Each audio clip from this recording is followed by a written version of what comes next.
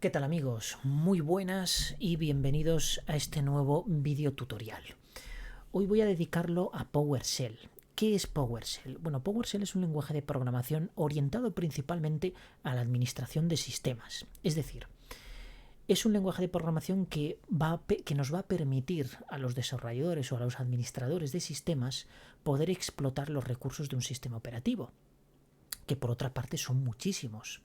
A nivel de usuario nosotros solo vemos aplicaciones, alguna configuración muy superficial, muy básica más bien, pero desde el punto de vista de un programador, de un desarrollador o por supuesto de un administrador de sistemas, pues es todo muchísimo más complejo porque va a profundizar muchísimo más en todos esos recursos. Los recursos de un sistema operativo son desde los usuarios, los grupos de usuarios, los permisos, el sistema de ficheros, obviamente una carpeta, un fichero, una carpeta que no deja de ser un directorio, todos los ficheros, ya sean ocultos, sus permisos, sus atributos, etcétera, etcétera. El registro de Windows con todas sus claves, las aplicaciones, los servicios, los procesos, en fin, muchísimas cosas, ¿de acuerdo?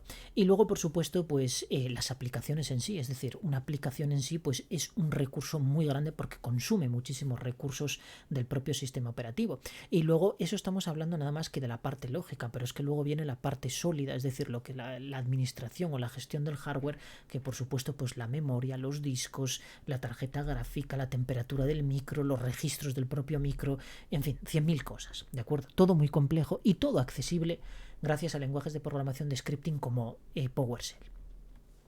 Además, accesible para todos, porque PowerShell viene instalado ya por defecto tanto en Windows 10 como en Windows 11. Bien, en este ejercicio lo que vamos a hacer, vamos a tratar de enviar un archivo desde un equipo a otro a través de los sockets. Los sockets son una herramienta muy útil que nos permite transferir información de una máquina a otra al mismo tiempo que recibirla también, ¿de acuerdo? Podríamos transferir y recibir. Por tanto, implementan toda esa capa, tanto lógica como física, para poder comunicar dos equipos a través de estos elementos. Como veis, tengo Visual Studio Code abierto, he creado una carpeta que se llama Sockets y dentro de Sockets voy a crear un archivo que le vamos a llamar index.ps1, que es la extensión que acepta PowerShell para ejecutarse. De hecho, fijaos en el iconito cómo cambia ya a lo que es la consola de PowerShell. Para comunicar dos equipos no vamos a utilizar dos equipos físicos, vamos a utilizar dos equipos virtuales. Bueno, vamos a utilizar un equipo virtual, es decir, el segundo equipo va a ser virtual. El primero va a ser el que veis aquí, que realmente es mi equipo Windows, y el segundo va a ser una aplicación que incorpora tanto Windows 10 como Windows 11, no por defecto, es decir, no la traen de serie, sino que hay que instalarla de la tienda virtual, perdón, de la tienda del store, vamos, de Microsoft, y se llama WSL. WSL son las siglas que significa Windows Subsystem for Linux y realmente pues implementa lo que es una distribución de Linux en un terminal, ¿de acuerdo? De hecho, si vamos a internet y vamos directamente a la página de Ubuntu, fijaos que nos aparece aquí pues bueno, la página oficial, vamos a Get Ubuntu Download y luego podemos incluir aquí en el buscador WSL. WSL y ya nos dice aquí, WSL nos da acceso a un terminal, es decir, un entorno en formato terminal de Ubuntu completo. Y es exactamente lo que queremos, queremos un equipo. Si queréis instalar un VirtualBox e instalar otro Windows en él, pues os serviría perfectamente. O un Linux o cualquier distribución o cualquier plataforma que podáis instalar en VirtualBox, VMware, lo que sea, ¿de acuerdo? Bien, si entráis aquí en Ubuntu, pues bueno, os da los manuales para que podáis instalar WSL tanto en Windows 10 como en Windows 11. Una parte muy importante para instalarlo es tener en cuenta de que tenéis que activar esto de aquí. Si no lo activáis, el Virtual Machine Platform, pues no se os instalará lo que es el Virtual Machine Platform y por supuesto pues no podréis tener opción a esa virtualización necesaria para instalar el WSL. Una vez que lo tengáis instalado, pues es sencillamente abrir una consola. Yo tengo el terminal de Windows, os recomiendo que lo instaléis. Es muy fácil instalarlo porque es ir a la tienda, vais aquí al Store y automáticamente pues buscáis en la caja de búsqueda que os pondrá arriba, cuando nos lo permita, ponéis aquí terminal y tenéis el terminal de Windows Terminal, que es un terminal que además es muy personalizable. De hecho hay un mogollón de add-ons que podéis instalar para bueno, tener una visualización un poco menos fría de lo que suele ser aquí con el prompt tan cutre, etcétera. Si os viene ya con PowerShell, por defecto, ¿de acuerdo? Con lo cual vais a poder incluir cualquier tipo de CMD dentro de la consola. El problema que tiene, bueno, pues que no tiene IntelliCode. Fijaos que no aparece absolutamente nada. Cosa que, por ejemplo, si ejecutamos PowerShell, es decir, en Windows por defecto siempre te va a venir el PowerShell a secas, que es la consola muerta. De hecho, también no es nada buena, porque si nosotros ponemos aquí un get guión, pues tampoco me aparece nada de... Es una consola muy básica, ¿de acuerdo? Y luego sí que tenemos el PowerShell ISE, esta que es un entorno de desarrollo ya, donde tenemos un editor y donde tenemos una consola. En uno u otro nos aparece, fijaos, yo pongo get guión, automáticamente me aparece el IntelliSense para poder seleccionar el CMD que yo vaya a utilizar. Exactamente lo mismo pasa aquí, ¿de acuerdo? Ocurre exactamente lo mismo. Con lo cual, bueno, pues es una asistencia a la hora de desarrollar que nos permite pues no tener en memoria todo eso. Habrá gente que lo tenga, cuanto más lo usas, pues obviamente al final no necesitas ni IntelliCode ni nada, sino que directamente lo escribes. Pero si es necesario, pues bueno, esa asistencia tenerla porque no nos podemos acordar de todo eso. Bien, una vez que tenemos el terminal, que tenemos WS instalado y que lo tenemos claro, fijaos, simplemente lanzar Ubuntu y automáticamente nos va a aparecer un prompt ya pues con la característica sintaxis de Linux, ¿de acuerdo? Es decir, ese dólar, esa verbulilla que tenemos ahí entre los dos puntos y el dólar o tilde de la ñ y por supuesto el usuario y el nombre de la máquina. Entonces, si yo ahora navego al raíz y hago un ls, fijaos que tengo una estructura de directorios exactamente igual que la que podría tener en cualquier distribución de Linux. Concretamente esta es de Ubuntu. Ubuntu sabemos que deriva de Debian, por tanto aquellos que estéis familiarizados con Debian, pues Ubuntu no os va a suponer ningún tipo de problema. Los que vengáis de Red Hat o de cualquier otra distribución, pues bueno, sabiendo Red Hat es un cañón, por tanto si sabes de Red Hat, Ubuntu te tiene que dar hasta la risa. Bien, una vez que tenemos esto perfectamente claro, vamos a navegar directamente al directorio, fijaos, poniendo lo que es la tilde de la ñ, pues vamos al directorio del usuario y aquí vamos a crear, por ejemplo, un directorio que se llame transferencia y en él vamos a entrar. Entonces en este directorio es donde nosotros vamos a recibir la información que vamos a transferir desde un equipo al otro. Daos cuenta que esto es una máquina virtual, es decir, es un equipo individual, sí que comparte cosas, porque fijaos que si yo pongo code punto, me abre un Visual Studio Code, ¿de acuerdo?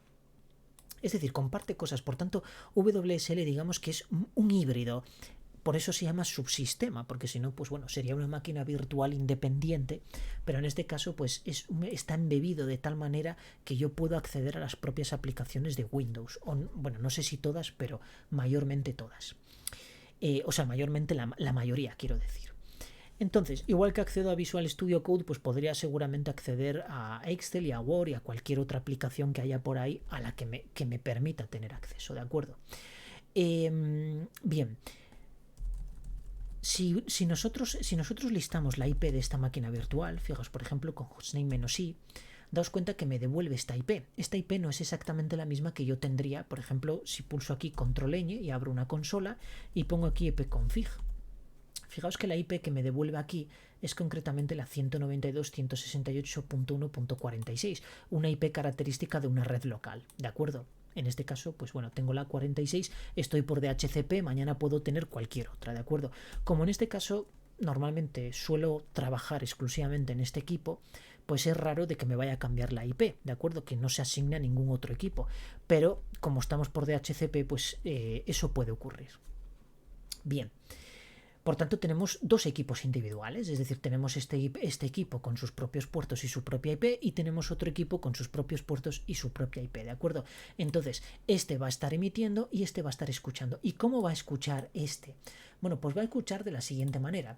Nosotros tenemos un comando que se llama nc, si no lo tenéis, lo instaláis, y si no lo tenéis instalado, o sea, si lo conocéis, o si no lo conocéis lo suficiente, perdón, que me estoy liando, busquéis información por internet sobre él, porque está muy vinculado con la escucha de puertos, en fin, hace muchísimas cosas y os recomiendo que lo conozcáis, ¿de acuerdo? Porque es muy muy útil, sobre todo si trabajáis con Linux, ¿de acuerdo?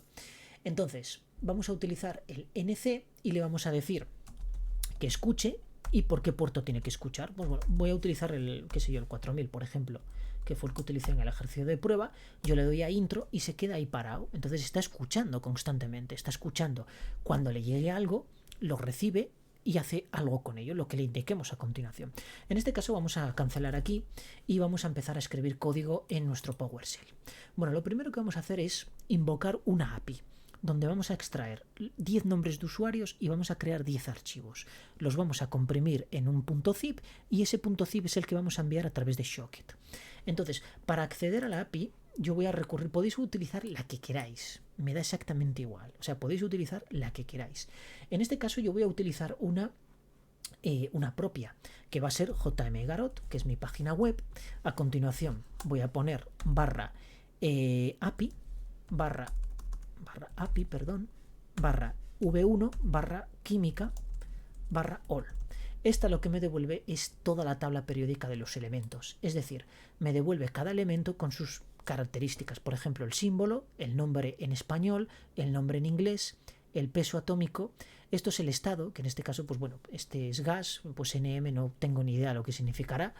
Puede ser, bueno, no lo sé, NM, no sé, es que no sé en qué viene, vamos. Bueno, lo saqué de una tabla de internet, porque esto es de una tabla que copié por ahí, hice el parse y para ahí, y lo convertí en JSON, por tanto, bueno, no sé exactamente. Y un color, en el caso de que quisiéramos, por ejemplo, pues implementar esa tabla, hacer una vista gráfica, lo que es la tabla periódica de los elementos en sí, pues bueno, cada uno de los elementos en función del estado, de que sea gaseoso, de que sea, pues no sé, sólido, de que sea metal, de que sea lo que sea, pues en función de eso se le suele asignar en la tabla periódica un color. Bueno, pues nosotros lo que vamos a hacer es coger cada uno de estos elementos y crear un archivo TXT.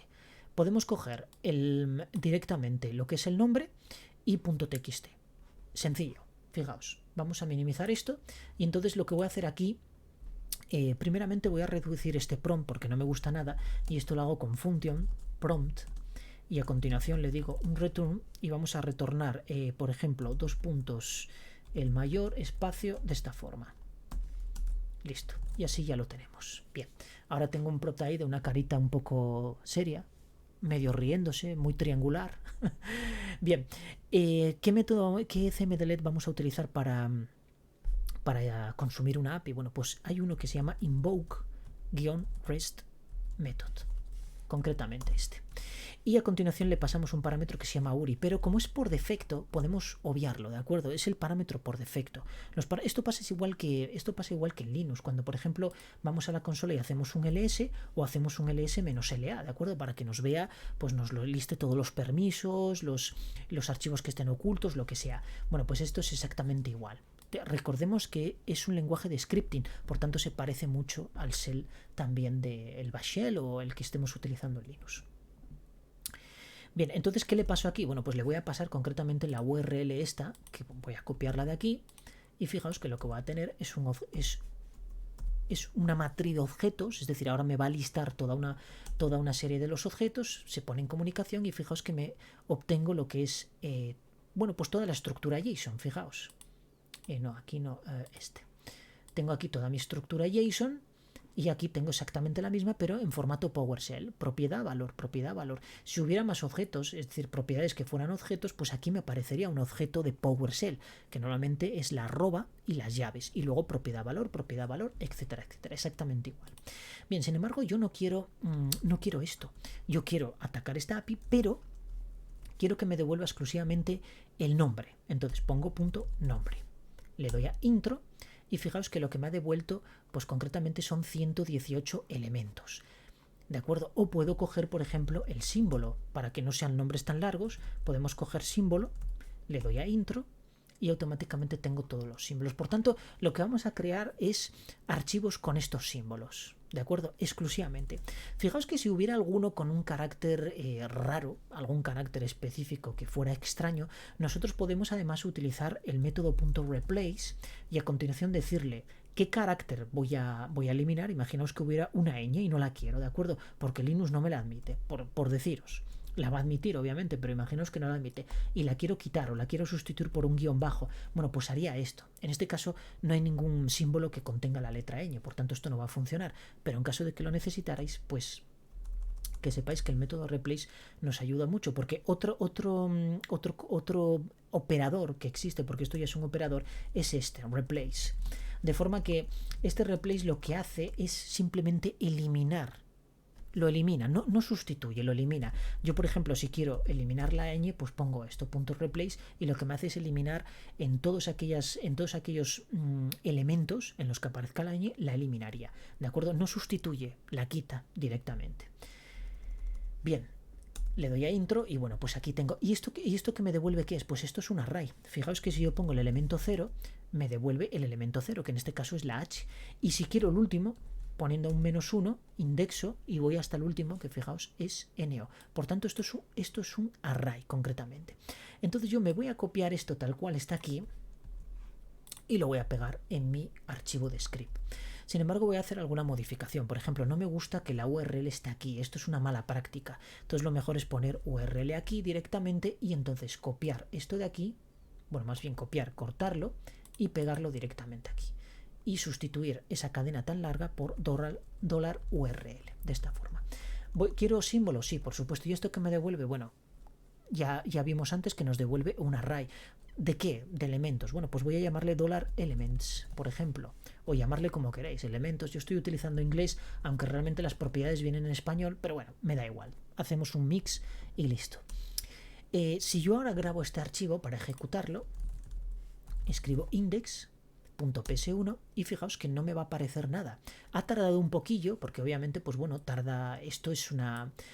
sí es cierto que por suerte PowerShell es síncrono, aunque también podemos trabajar con multihilos, ¿de acuerdo? Y podríamos crear un hilo o un proceso o un job realmente, es decir, una tarea y bueno, pues incluir esto dentro de esa tarea que se ejecute y nosotros estar paralelamente haciendo otras cosas. Sin embargo, eso no lo vamos a hacer. ¿Por qué? Porque nos interesa que haya sincronía en la ejecución de estas líneas. ¿Eso qué quiere decir? Bueno, pues que se ejecute esta línea primero, que realmente es una asignación nada más.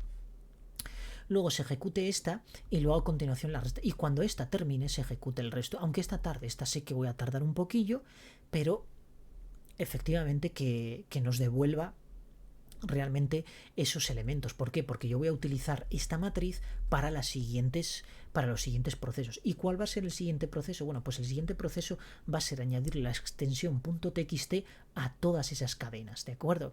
Entonces voy a utilizar $elements y a continuación voy a utilizar la canalización, que se utiliza el carácter de pipe, es decir, la barra vertical, y ahora voy a decirle qué es lo que tengo que hacer, más bien, qué es lo que tiene que hacer con cada uno de los elementos que contiene $elements. Recordemos que $elements es una matriz, es decir, es un array de elementos, ¿correcto? Entonces, al pasarlo a través de la canalización lo que va a hacer es ir pasando elemento a elemento. Bueno, realmente los pasa todos a la vez. Luego el comando que tengamos nosotros a la derecha del pipe es el que va a disociar cada uno de los elementos de ese array y va a hacer una determinada operación sobre ellos, ¿de acuerdo?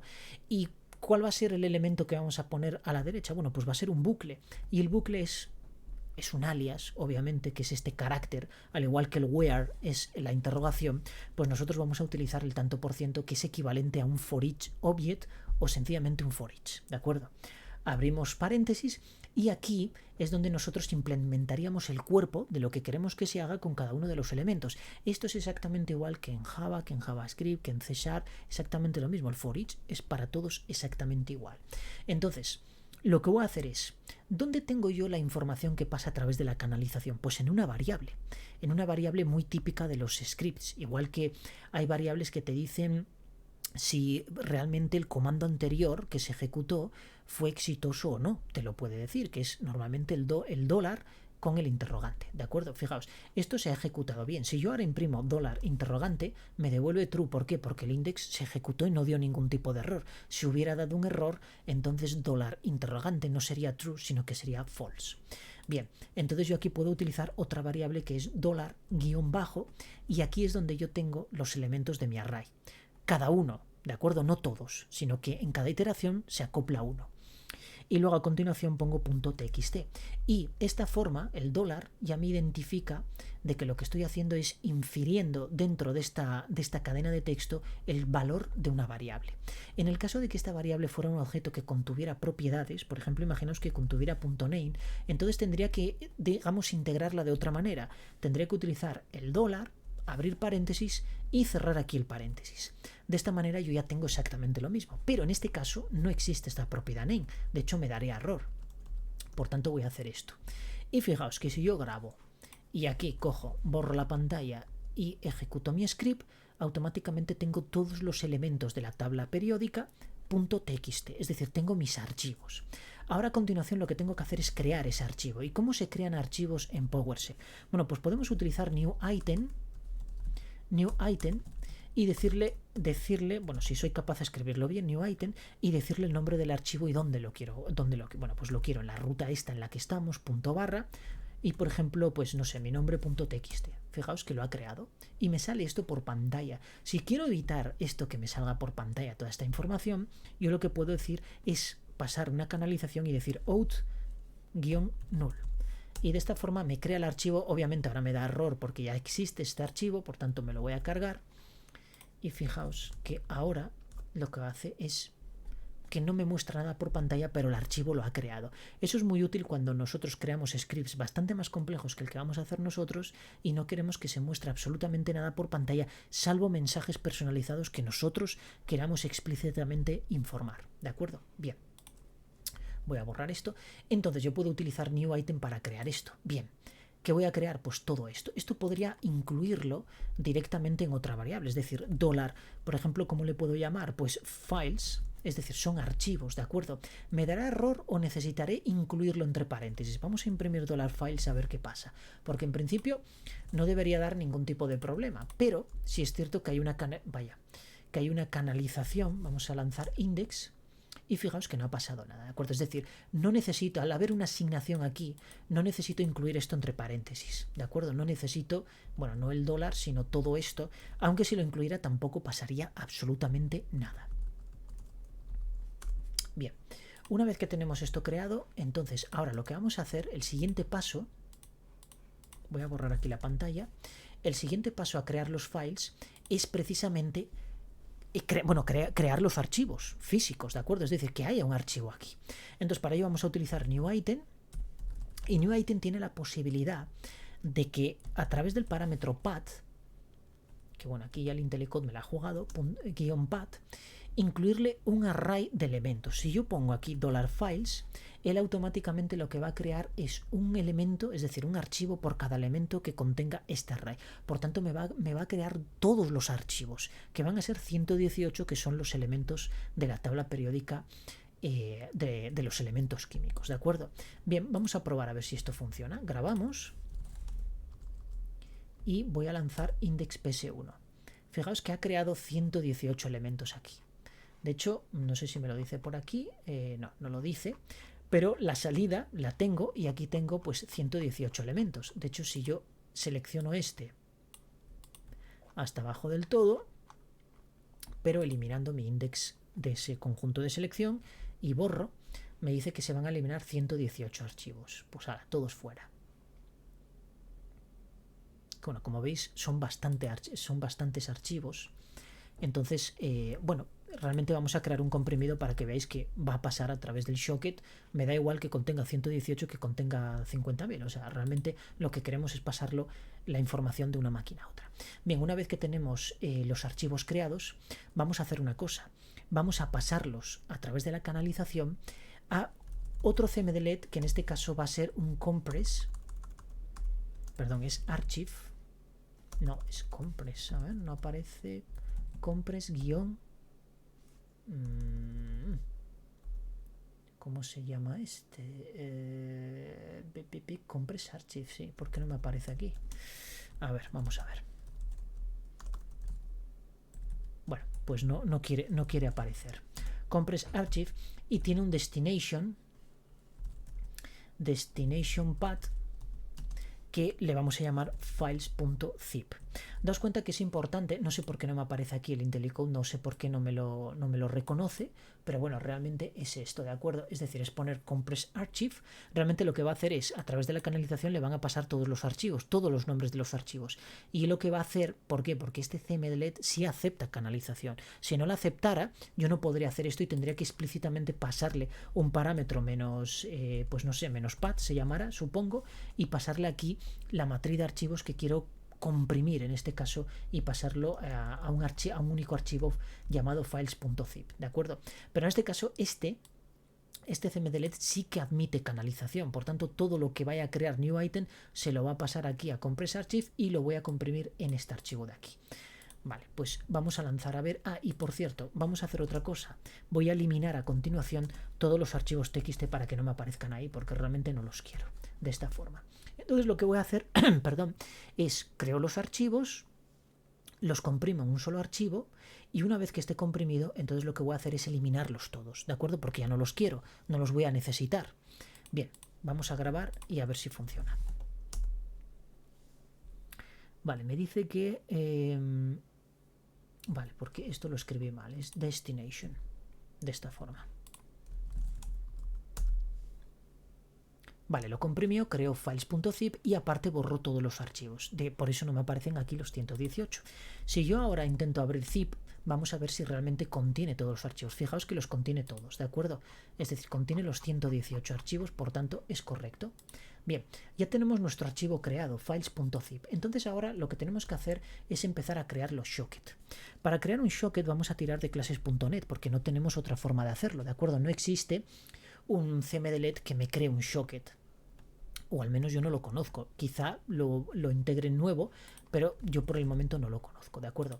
Entonces vamos a crear una variable que se llame socket y lo que vamos a recurrir es a qué, bueno, pues a la clase system.net.sockets, que debería aparecerme, no sé por qué ahora no me aparece .sockets.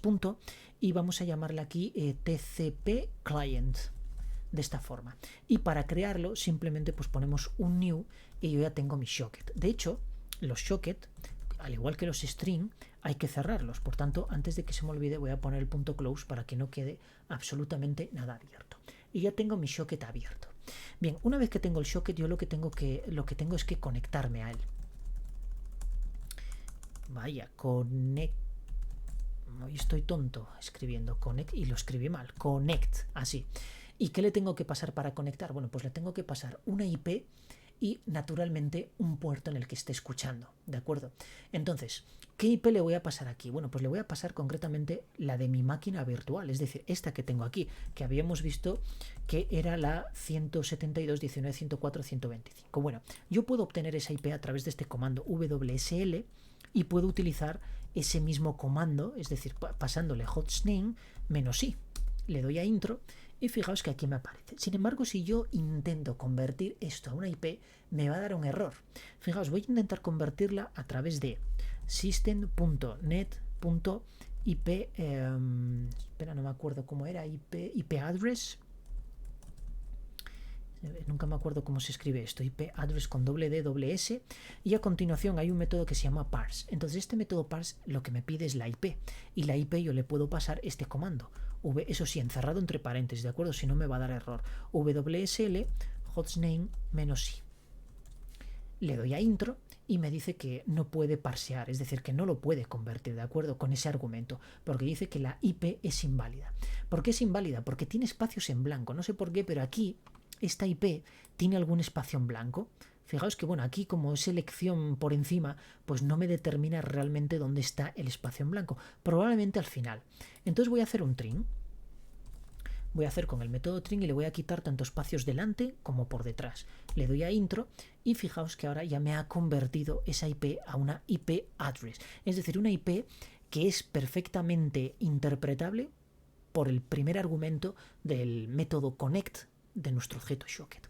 Esto se puede hacer de otra manera, eliminando todo esto de system.net y por suerte pues PowerShell contiene un casting, es decir, un objeto que se llama IP address. Si yo le doy a intro, fijaos que obtengo lo mismo. Entonces, puedo utilizar las clases de .NET o puedo utilizar esta forma de casteo a través de IP address. Obviamente esto es más cómodo, entonces voy a copiar esto para que sea más reducido y lo que voy a hacer es copiarlo aquí. Y luego a continuación le tengo que decir en qué puerto va a conectarse este socket. Bueno, pues vas a conectarte en el puerto 4000 porque va a ser donde tengo mi máquina virtual escuchando. Bien, una vez que el socket está abierto con esta IP y con este puerto, entonces yo ahora tengo que obtener algún tipo de canal a través del cual enviar la información. ¿Y cómo obtengo yo ese tipo de información? Bueno, pues a través de un string. Entonces voy a crear una variable que se llame str y a continuación voy a decirle socket.getString, que ahora lamentablemente pues no me aparece el IntelliCode, por tanto, bueno, es getString, ¿de acuerdo? Y ahora a este $str lo que voy a utilizar es el método write. ¿Y qué le voy a pasar? Pues le voy a pasar el archivo files.zip, pero convertido a un array de bytes. ¿Y cómo convierto eso a un array de bytes? Pues muy fácil. Puedo utilizar system.io.file y luego utilizar el método que se llama readAllBytes, de esta forma. Y a continuación pasarle el archivo para el cual quiero convertir eso. Entonces este sería files.zip. Cierro y fijaos que yo lo que tengo, claro, ahora son muchísimos archivos, entonces tengo muchísimos bytes. ¿Y qué me devuelve? Realmente me está devolviendo un array. Yo si esto lo quisiera almacenar en un array podría hacer esto. Fijaos, puedo escribir byte, doble corchete, cierro corchete y le digo, por ejemplo, $MX. Entonces en $MX lo que voy a almacenar es un array de bytes. Le doy a intro. Esto si lo quisiera tipar, ¿de acuerdo? Puedo omitir este tipo de aquí, lo puedo omitir y almacenarlo directamente en una variable MX. Pero como veis es mejor siempre hacer estas cosas, ¿de acuerdo? Para que cuando una persona lo vaya a ver diga, pues efectivamente ahí lo que está almacenando es un array de bytes. Si yo ahora imprimo $MX, fijaos que tengo exactamente lo mismo. De hecho el método readAllBytes lo que me está devolviendo concretamente es una matriz de bytes. Bien, hay otra forma de hacerlo. A través de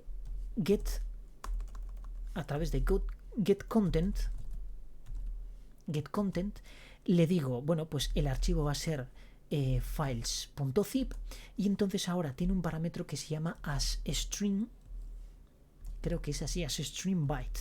A ver si acierto. No, bytes, no. AsString o asBytesString. A ver si es así. Tampoco. Bueno, pues vamos a hacer un truquillo, ya que aquí el IntelliCode ha cagado para mí, pues entonces nos vamos al Windows PowerShell y le decimos aquí getContent guión y entonces aquí tendremos un as, a ver, getContent, cualquier tipo de archivo que haya por aquí. Bueno, no va a haber ningún archivo aquí ahora mismo. Química CSV, por ejemplo, /química, vale. Y ahora tiene que haber aquí una propiedad que se llame asStringByte. No la hay. Estoy flipando. A ver, getContent encoding, vale, byte. Bueno, aquí es diferente. Le das a intro, le damos a intro. Entonces, bueno, podemos utilizar exactamente cualquiera de las dos. Yo juraría que había asBytesString. Bueno, vamos a ver getContent .files y aquí le vamos a pasar encoding y le decimos byte. Y aquí esta tampoco funciona. Vamos a ver. Vais a perdonarme. Bueno, casi que lo dejamos y lo hacemos con el system file. A ver, pero si es que tiene que existir. Vamos a ver. getContent. Aquí tiene que tener un parámetro que se llama asBytesString. Pues es justo lo que se estaba poniendo. Vamos a ver, getContent ./file y a ver, asBytesString. Ahí está. Vale, bueno, algo había escrito bien. Bueno, como veis tenemos exactamente lo mismo. Es decir, podemos utilizar o esto, ¿de acuerdo? Es decir, quitamos esto y podemos utilizar esto, o podemos utilizar el otro comando, que en este caso es exactamente lo mismo, pero esto a través de CMDNet y lo otro a través de las clases de .NET. Bien, una vez que tenemos esto, entonces yo voy a pasarle aquí, vamos a utilizar getContent.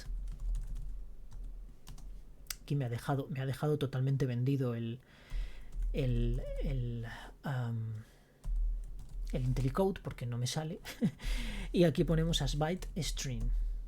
¿De acuerdo? Sin embargo, esto pues vamos a encerrarlo todo entre así. Vamos a encerrarlo entre doble comilla, perdón, entre paréntesis, porque esto vamos a tener que almacenarlo en una variable.